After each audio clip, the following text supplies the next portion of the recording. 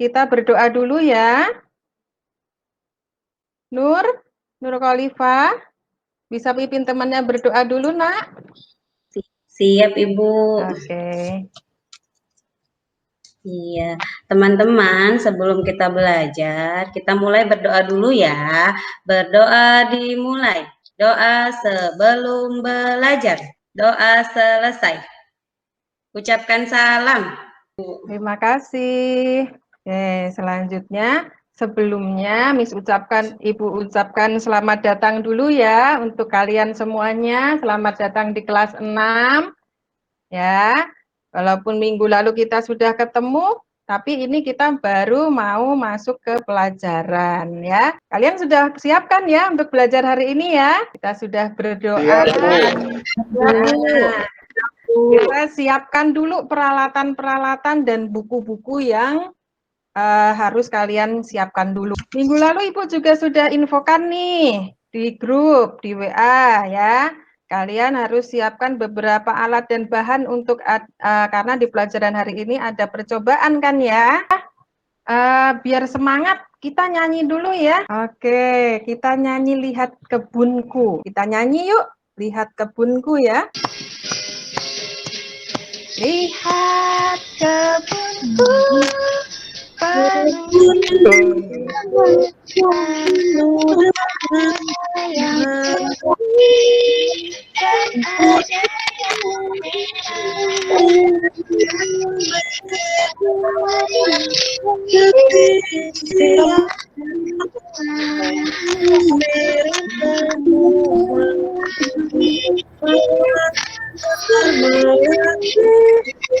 Kalian lihat di sekitar kalian. Ada tanaman apa aja nih di rumah kalian? Erni, di rumah di sekitar rumah Erni ada tanaman apa aja Erni? Pisang. Ada pohon pisang, Bu. Terus apa lagi? Ada pepaya juga. Ada pepaya, Bu. Wah, tinggal enak itu mati, ya. Bu. Enak pokoknya, Bu. Ya. Pakai ngerujak. Iya. Kalau di Elva, di sekitar rumah Elva ada apa aja nih, El? Apanya, Bu? Tanaman. Oh, banyak di rumah nanam-nanam. Iya, mama saya ini korban, Bu, korban booming bunga-bungaan. Wah.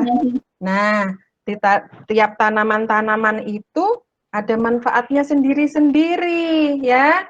Misalkan kalau pisang tadi yang di Erni tadi ya, punya pisang, pepaya. Bu. Itu yang dimanfaatkan apanya? Buahnya. Itu buahnya, Bu. Apanya? Buah. Iya, buahnya. Betul. Buahnya untuk apa aja itu? Dimakan. Untuk dimakan, Bu. Jadi kalau di Elva, tadi mamanya punya banyak tanaman hias. Nah, itu manfaatnya apa itu? Karbon dioksidanya, Bu. Ya, sama keindahannya, Bu. Ya, jadi kita bisa lihat keindahan daunnya, bunganya, ya. Jadi bagian-bagiannya itu bermanfaat. Nah, ada juga nih, seperti ini nih. Ini ada beras, ada ketan, ada biji kuaci, misalnya seperti itu. Nah, ini yang dimanfaatkan adalah biji-bijinya untuk sumber makanan. Ada juga tumbuhan yang dimanfaatkan batangnya untuk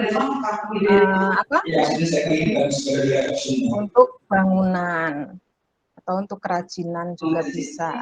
Hari ini adalah, jadi kita nanti belajar untuk menguraikan gagasan pokok pada paragraf, kemudian mengidentifikasi perkembangbiakan generatif pada tumbuhan, kemudian juga akan membandingkan kondisi sosial budaya dan kondisi geografis negara-negara ASEAN.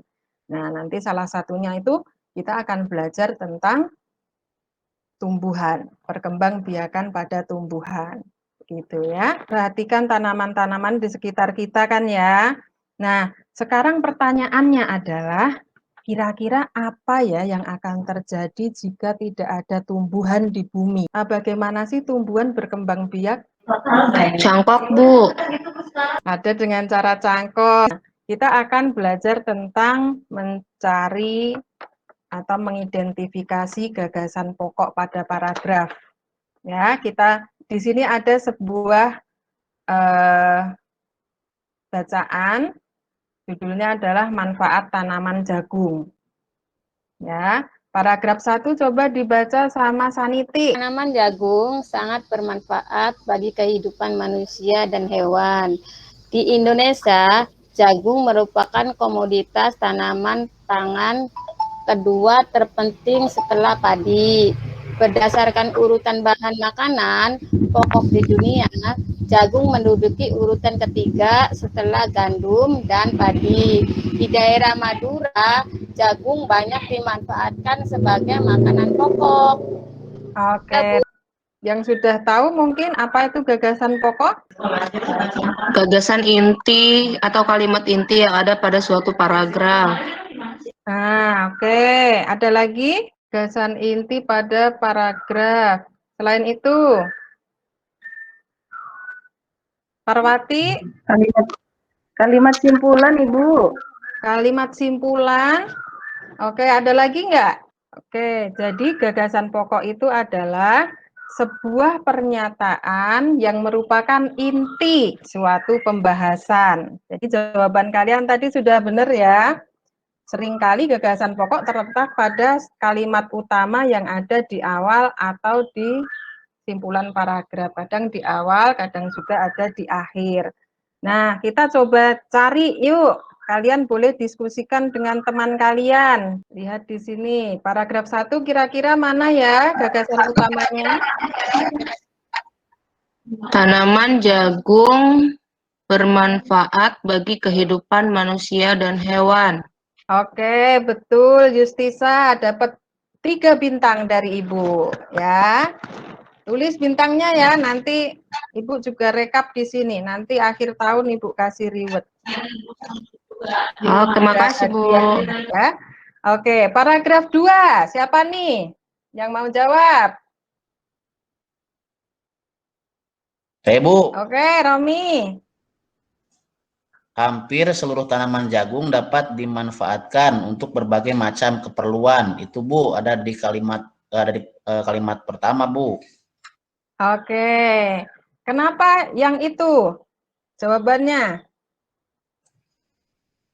Karena itu Karena kalimat selanjutnya itu kalimat penjelas, Bu. menjelas ya, menjelaskan. Oke, betul sekali. Romi dapat 3 bintang juga ya. Sekarang kita ke tentang perkembangbiakan ya. Perkembangbiakan tumbuhan ya, ini sebenarnya bukan jagung ya. Perkembangbiakan secara alami dan buatan. Nah, tadi beberapa dari kalian sudah menjelaskan ada bagaimana cara perkembangbiakan tumbuhan, ada yang dengan stek, ada cangkok, ada yang tunas, ya kan? Nah, kalau stek dan cangkok itu buatan, tapi yang kayak Romi tadi bilang dengan tunas, Bu. Nah, itu sebenarnya alami ya, alami, tidak dibantu oleh manusia itu sebenarnya juga bisa gitu. Tapi kalau dibantu ditanam-tanam juga bisa, tapi secara alami pun bisa dengan tunas itu. Nah, kalau generasi percobaan ya, kalian sudah siapkan bunga yang sudah Ibu minta ya. Nah, bunga dan alat-alatnya, kaca pembesar dan pinsetnya, kalian sudah siapkan. Kalian lihat ya, perhatikan. Nah, kalau sudah kalian coba lihat di situ, kalian amati. Kalian amati ada apa saja. Setiap bunga itu berbeda-beda. Ada yang ada putiknya, ada yang kelopaknya, ada yang tidak punya benang sari, ada yang punya benang sari, seperti itu. Nah, kalian bisa lihat, kalian amati ya. Nanti kalian amati. Kemudian hasil percobaannya kalian isi di LKPD. Ini di LKPD juga sudah ada. Nanti kalian gambarnya tidak perlu asli, nggak apa-apa. Atau kalau kalian ingin foto, kemudian ditempel di LKPD-nya juga boleh. nanti ditulis keterangannya, ada apa saja di situ. Ya, ada nih sebelumnya Ibu kasih tahu dulu bagian-bagian dari bunga itu ya. Di sini ada putik, ada benang sari, ada kelopak, ya, ada kelopak, ada juga tangkai putik, seperti itu. Ibu mau share dulu ini tentang perkembangbiakan generatif ya. Coba perhatikan bunga-bunga ini. Indah sekali bukan? Tunggu dulu. Ternyata selain indah dipandang, bunga juga memiliki fungsi sebagai alat perkembangbiakan tumbuhan loh. Penasaran? Yuk kita amati perkembangbiakan generatif pada bunga apel berikut ini. Perhatikan bunga apel ini teman. Kita akan melihat bagaimana perkembangan generatif yang terjadi pada tumbuhan apel.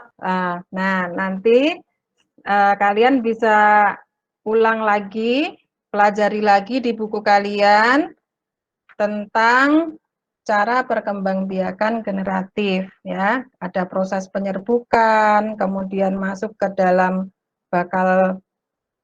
masuk ke dalam tangkai putik, kemudian terjadi pembuahan, kemudian terjadi bakal biji, membentuk biji, buah, dan bisa membentuk pembuahan, begitu ya. Nah, selanjutnya ASEAN. Nah, ASEAN ini adalah sebuah asosiasi atau organisasi regional di kawasan Asia Tenggara. Kepanjangan dari ASEAN adalah Association of Southeast Asian Nation. Nah, latar belakang berdirinya ini adalah karena adanya deklarasi Bangkok ya, yang diprakarsai oleh Indonesia, Malaysia, Filipina, Singapura, dan Thailand. Nah, sekarang ini sudah 11 negara kalau nggak salah ya. Nah, ini ada kantornya itu, sekretariatnya itu di Jakarta, Nak. Ya. Nah, untuk evaluasi, Ibu akan share di WA group. Ini Ibu sudah batasi untuk pengumpulannya sampai jam 2 siang saja untuk evaluasi. Kemudian untuk LKPD-nya bisa sampai malam. Ya. Terima kasih untuk partisipasi kalian yang aktif. Hebat semuanya, semangatnya ya, terima kasih. Nah, pelajaran apa nih yang sudah diambil dari pelajaran kita hari ini? Perkembangbiakan tumbuhan. Oke, apalagi? Perkembangbiakan tumbuhan. Menentukan gagasan Ya, pokok. gagasan pokok, sama apa lagi? ASEAN. ASEAN, oke, terima kasih. Oke, ya. Tetap semangat terus ya belajarnya ya, dan terus jaga kesehatan, tetap jaga 3M, mencuci tangan pakai sabun, memakai masker, dan menjaga jarak. Hindari kerumunan juga ya. Oke. Oke, Parwati, baca doa ya Parwati. Iya Bu, teman-teman, mari kita berdoa. Berdoa selesai. Oke, terima kasih Parwati. Sama-sama Bu. Wassalamualaikum warahmatullahi wabarakatuh.